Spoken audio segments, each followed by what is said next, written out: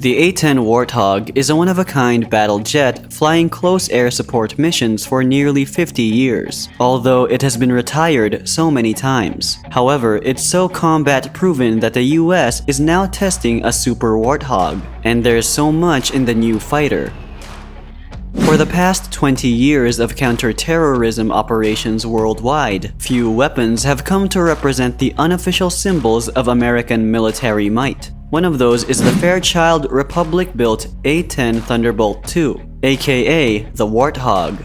Before the end of this video, you'll see why it is so respected and feared. However, before we get into the details, ensure to like this video and subscribe to the channel Military Technology Updates. Are tests truly ongoing for this fighter jet? It is commonly referred to as the A-10 Warthog for its aggressive appearance with the nose cone's painted teeth and effectiveness. The A-10 Thunderbolt II is the USAF's primary low-altitude, close air support aircraft. This potent aircraft is perhaps best known for its fearsome GA-U-8 Avenger 30mm Gatling gun. For good measure, it is positioned by the jet's nose.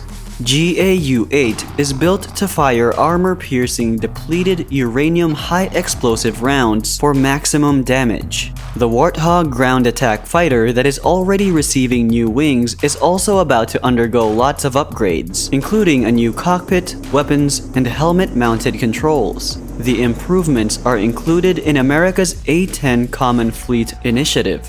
The enhancements are expected to feature standoff bombs that destroy enemy air defense systems from long distances. They also allow the A-10 to get in close and destroy enemy tanks up close.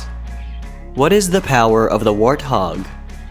Most military professionals will tell you that it's hard to find someone who's worn a pair of military boots in the last 20 years who hasn't spent a fair amount of time in the practical cabin of a Warthog. These battle machines come in a wide variety of versions intended for different combat applications. This includes unarmored and armored variants.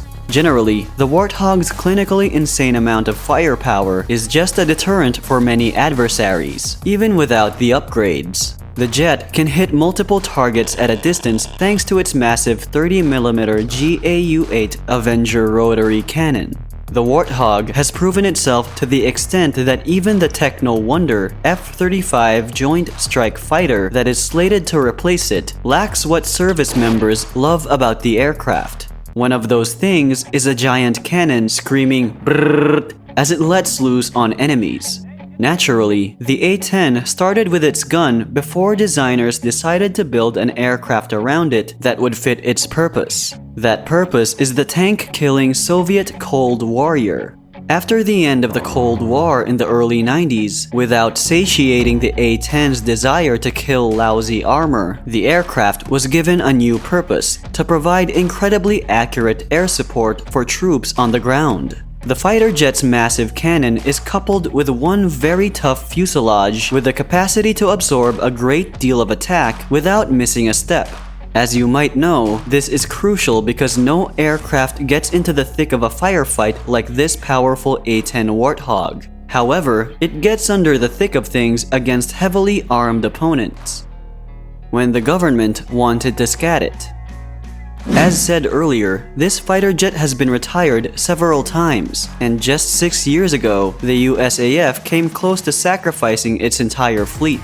Back in 2014, USAF Chief of Staff at the time, General Mark Welsh III, said the Air Force would need to retire the A-10 altogether in order to be able to make substantial cuts to its military budgets. He also disclosed that the jet required funding and a workforce. The man stated that shedding unconditional close air support had the potential to save the US $3.7 billion in the 5-year defense program. He also added that another $500 million for upgrades would not be needed. All those ideas seemed reasonable then, and many people bought into them until 2020.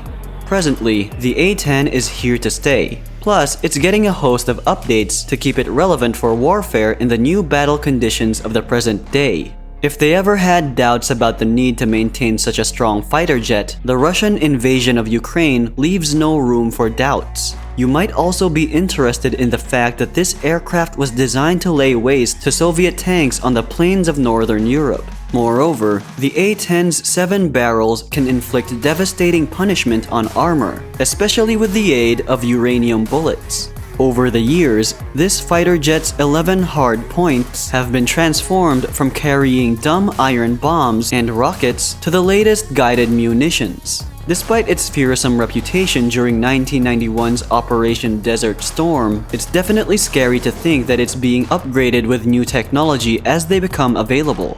Now, the American Air Force advocated for the F-35A Lightning II to take over the role of the A-10. They emphasized how the Warthog could no longer survive in today's high-threat conditions, which is full of advanced air defense systems. Meanwhile, supporters of the A-10 in Congress would not have this, as they rejected the proposals vehemently. This would severely affect the Air Force's ability to cover missions adequately. Some demanded that they need to see the F-35 in combat situation to prove that it could sufficiently replace the A-10 in missions. As the possibility of withdrawing the A-10 increased, the US-led mission was to dismantle the so-called Islamic State in both Syria and Iraq. Thus, USAF was pressured to take the step forward to expand the campaign. So as the mission in Afghanistan began, the USAF still had to resort to the A-10s as they were immediately pressed for combat missions. This move would again underscore the usefulness of the Warthog jets for senior leaders. Upgrades to the Warthog superfighter jets. Plans to do away with the A-10 resulted in a domino effect concerning upgrades and support. 2 important centers operating on Warthogs were closed. These were the A-10 Program Office at the Air Force Base of Hill, Utah, and the Operational Testing at the 422 Test and Evaluation Squadron, TES, at Nevada's Nellis Air Force Base. However, everything soon returned to full swing by the summer of 2016 as there was a renewed impetus for mission-critical improvements to the A-10. The planned end for these fighter jets briefly brought some supply chains to a halt. However, a continuing series of upgrades soon had it back on track. First, in 2017, the V-12 LARS Light Airborne Recovery System was installed on active-duty A-10s. The ones with the Air National Guard and Reserve Command also had it. This allowed pilots to communicate with those on the ground more effectively. These included rescue divers and downed pilots. Further features include components that would enable Warthog pilots to evade threats through the additional use of standoff weapons from longer ranges. This would be combined with the help of updated tactics. In addition, A-10 operations will be transformed to include the ability to attack some adversaries with precision weapons. Once those enemy threats are destroyed, the A-10s will theoretically be able to move on to more conventional missions. As you might know, survivability is not just about upgrading equipment and software. It also has to do with ensuring the country goes into battle with the most up-to-date tools, and not just tools, but deadly tactics as well.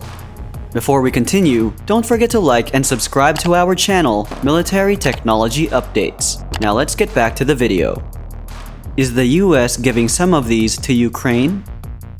As you've witnessed the power of the A-10 Warthog fighter jets, you can tell that anyone in a battle would want to have it. This is the case with Ukraine, as they've called on the US for these fighters. However, despite the calls from the former US defense officials asking USAF to transfer some of its A-10s to Ukraine, there's been nothing from it. There are no plans whatsoever at hand for the military to relinquish its anti-tank fighters. When the American Air Force Secretary Frank Kendall was asked, he said he wasn't aware of any current plan or even any discussion about deploying or providing A-10s to Ukraine. This question was asked during a roundtable with reporters. General C.Q. Brown was also asked at a subsequent roundtable discussion. He gave a similar answer. However, Mr. Brown did not speak specifically about Ukraine and its desire to have the A-10. Nonetheless, he added that for any air force that receives the new aircraft, it would take time for them to train and prepare for a mission.